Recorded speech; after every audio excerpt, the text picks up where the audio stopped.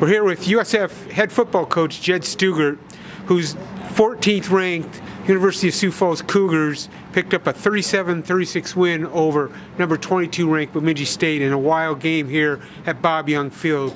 Coach, you wore all black like you did a year ago against Duluth. Was there any symbolism in that outfit decision?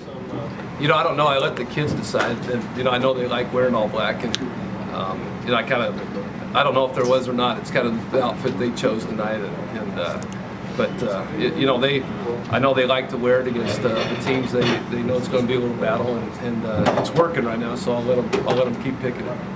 So you had 636 yards after probably a little bit of a slow start. 400 yards rushing again, second time this year over 400. Talk about your offense. Well, you know, I was obviously real proud of the production for the 4 quarters. You know, I know that we had really struggled a little bit with the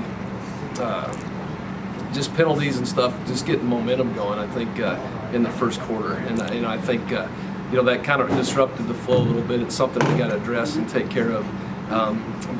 You know, looking back, I'm going to have to watch the film to really kind of see, but it just felt like we just couldn't get any momentum going, and we were stalling on drives, and then you know, they hit us, they scored early, and then we gave up field possession there with the turnover, and that doesn't help where we give them the ball, and it just seemed to be one of those quick little halves that where just momentum wasn't going our way. I don't know if there's a tale of two halves, but a year ago we could have said that about the Duluth game. This year you guys were trailing 20-3, and you came out roaring with 21 points, I think, in the first 6 minutes of the quarter.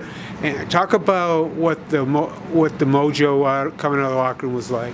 Well, I just talked to him right before we went into halftime. I always gather him up, and I just reminded him the story. When I told him, I said, "Hey, let me tell you the story of Bemidji State." And you know, we looked at their point totals, Bemidji coming into this game, and about 67% of their points were scored in the first half, and they'd only scored 14 points to date in the third quarter, and where we had brought in about 38 points to date. And so it just kind of was a reminder to say, hey, that they're following their tendency. They got their points in the first half, and we've been pitching shutouts in the second half on many occasions to date, and it was that we just reminded them that we're an explosive team in the third quarter, and we just needed to get the possession touchdown in the first start of the second half, and I didn't know it was going to be the first play, but that helps.